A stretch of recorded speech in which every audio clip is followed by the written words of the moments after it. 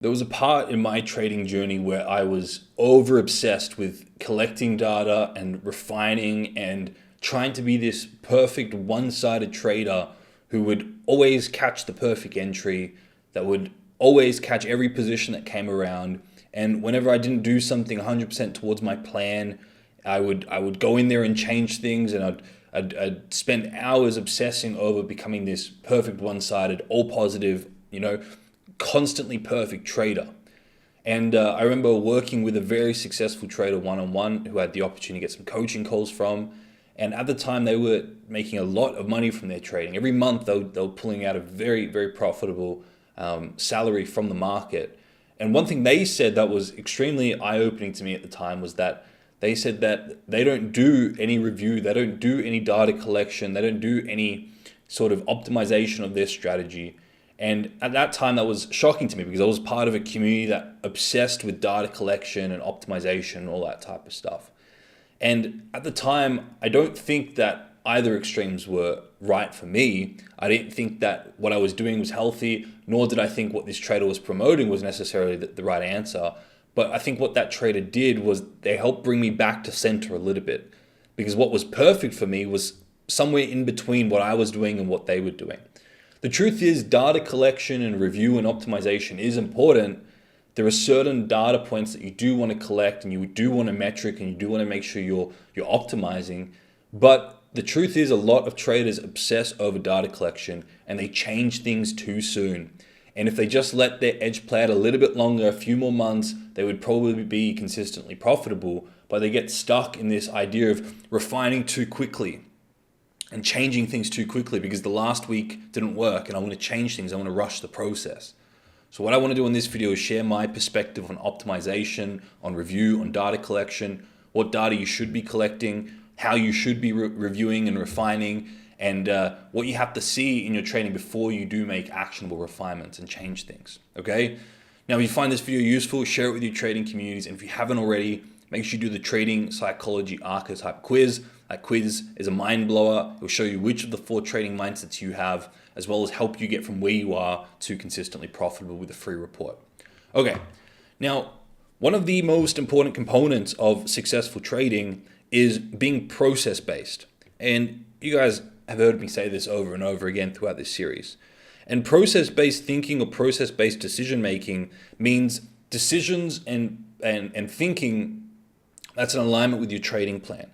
So one of the wisest questions that you can be asking yourself when you're trading and after every trade was, this trade that I took and the way I managed the trade, did it align with my trading plan and trading processes? And really, that's the metric that you want to be optimizing for. Because once you have a profitable edge, once you have a profitable trading plan, then what's most important is you sticking to that. And any decision you make outside of that, let's say this was sticking to your trading plan, right? And then this was making decisions out of fear-based decisions, and this was making decisions out of greed-based decisions, that whenever you made decisions out of fear and you maybe hesitated or got in too late or didn't take a trade that was meant to be there, or you made a decision out of greed, such as over trading, over risking, getting into a position that wasn't quite ready, whenever you make decisions that are off center, off sticking to your trading plan and adhering to your trading plan, you want to identify why that was, where that root cause came from, and you want to optimize to, over time, get back to a place where you're sticking to your trading plan. And maybe here and there, you may make a few decisions out of fear and greed, but at least most of your decisions, 90% of your decisions, are made out of sticking to your trading plan. And there's 10% of emotional trading. That's a great place to be as a trader. 10% of human error is quite good. To say that you're going to 100% all the time make decisions out of process-based with no emotional error is maybe a little bit unrealistic as a trader, okay?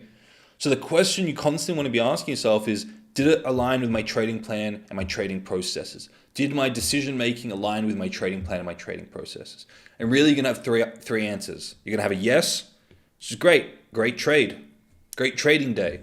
It was a no, Okay, I didn't. Why? Let's do a little bit of digging here and let's figure out the reason why. And then when you identify a root cause to that, you probably will find that it has something to do with your expectations before the trade or how your emotional state after the trade. That's where the bulletproof your mindset tool, that's where the transcending judgment tool, and that's where ensuring that you have a 100% mechanical trading plan become very, very important. Mechanical trading plan, okay? Now, I've got the free tools in the description, so if you need those, they're there. And then the last question you could be asking, you could answer, was this part of my trading plan and my trading processes? So either yes, no, or I don't have a trading plan or trading processes. And sometimes that's really the answer, the honest answer for most traders is that I don't have one. So it's important to go back to some of the earlier videos in this series, watch those and put an edge, put a trading plan together. I think that's literally day 1 and day 2, okay? So that's really the metric you want to be optimizing most for is, did this align with my trading plan or not? And then all the other things like how profitable was it? How big was, when did I get in? When did I get out? What was the time of the trade? Those can be, okay, good data points to have later down the track. But I think when you over obsess with things like that, you tend to start to try to impose your own will onto the market. You go into outcome-based thinking and you try and force things and you try and impose unrealistic expectations into the market. So the number one most important metric is, did it align with my trading plan or not? Okay. Now, over time, you're going to take a lot of trades, you have a lot of data there through your brokerage statement and through, your funded account dashboards and all that type of stuff. And once you have quite a bit of data, let's say 6 months of data, there's an optimization set of questions that I encourage every trader to start to ask themselves. Now, typically 6 months of data is quite a big enough sample space to get a good idea of, on average, how do you trade, what type of trades do you take. I think anything less than 6 months is you having too small of a sample size. But great questions to ask yourself is, once you have that amount of data and you look back on it, you're asking yourself, what worked? What are the trades that what are the pairs I trade or the stocks, the assets I trade that work very well for my strategy? What time zones did I trade that work very, very well? What days of the week did I trade that worked very, very well? I know for me, the way I trade Monday, Tuesday, Wednesday, maybe Wednesday's okay, but Monday, Tuesday, there aren't really that many quality setups. There tends to be a lot of fake outs. There tends to be a lot of fake reversals that catch people on the wrong side of the market. Thursday, Friday tends to be when the volatility kicks in. So you can get a good idea of when your strategy is likely to perform, and that helps you optimize how much you trade, when you trade, with how much size you trade, and you become more efficient and effective as a trader. So you want to ask yourself what worked, and then you want to ask yourself, 1A or 1B rather, is after what worked, how can you do more of that? How can I do more of what works? And maybe you have a particular setup that has a very, very high strike rate, and that strike rate's in maybe the 70% strike rate, but that setup doesn't come along very often. And maybe that setup has quite a low risk to reward, but has a very, very high strike rate. So maybe on that particular setup, to do more of that, you just risk more if that's what the data shows is profitable. Okay? And that's a great optimization to make into your trading. Another question to be asking yourself is, what doesn't work? To start limit some of your losses and limit some of the emotional trades that you take. What doesn't work? And maybe certain pairs or assets or commodities or indices just don't work the way that some of the others do. And maybe sometimes of the week just don't trade that well. And maybe Asian session there's not enough volatility for those moves that you love to see. So you can optimize when you trade, with how much size you trade, how often you trade, knowing these things. And you ask yourself, when you know what doesn't work, how can you do less of these things? What action steps can I put in to do less of these things or get rid of these things altogether so I can start to optimize my trading? How can I do less, or how can I remove altogether? Great questions, great optimization questions to be asking and to be answering and to be making refinements for. Okay, so this is a great little exercise to do after 6 months of trading. You have a good amount of data there. You just go through your brokerage report. You go back through some of those trades. Maybe you collect a little bit of data. Maybe it's all in your prop firm dashboard. And you're asking yourself, what worked? How can you do more of it? What didn't? How can I do less of it? Okay. And then what you're doing here is you're doing a Pareto law 80-20 analysis. You're finding out the 80%, or rather you're finding the 20% of things you do that get you 80% of your results. And then the 80% that you do that are getting you 20% of your results, you're trying to phase out. Or the 20% you're doing that are getting you 80% of your losses, you're trying to phase out. So you're becoming more efficient and effective as a trader. And every time you can do that, and you may make a 1% optimization, but you put $100,000 of capital behind that, that's quite a bit of money. That's an extra $1,000. You put $1 million behind that, that 1% optimization is now $10,000. So these small tweaks with size can make a big impact in your trading. It's like and over time they compound. It's like the boat, the vessel. You've seen the analogy of a vessel could go straight or it could turn 1 degree that way. And over a very long distance, 100 kilometers, the difference is significant, even though it was just such a small minor change in angle. So these optimizations compound over time. Now, the big caveat here with all optimization and all refinements that you make to your trading is that the trading goes, the markets in general, the markets go through periods of impulsive corrective phases.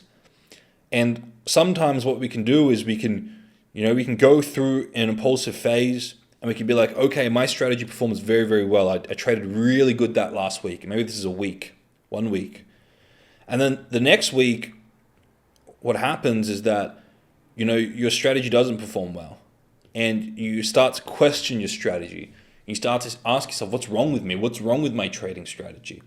And you start to make some refinements and you change what actually worked over a long period of time. It was profitable, but because it didn't work for 1 week, you decided to make refinements and you changed what actually worked because you got greedy and you got impatient.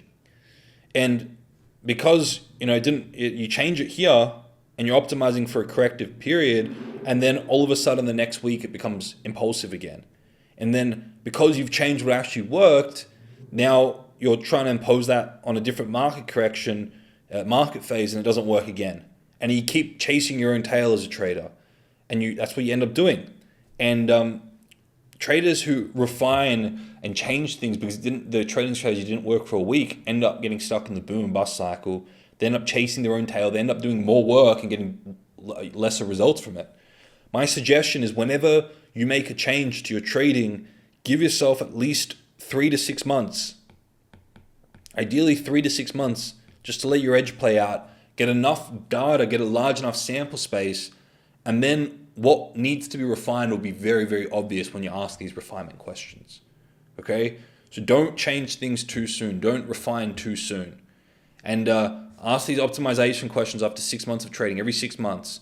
And really the one question you want to be asking yourself daily and be keeping yourself on track for is, did my actions today align with my trading plan and my trading processes? And if you need to make refinements in your life, if you need to change up your structure, you need to balance your mindset, you need to use some more of my tools, you need to implement some of the mindset principles that I teach, do it in a way to get yourself back to process-based thinking and get yourself in alignment with your trading plan and trading processes. Okay? Hopefully you learned 1 or 2 things from this video.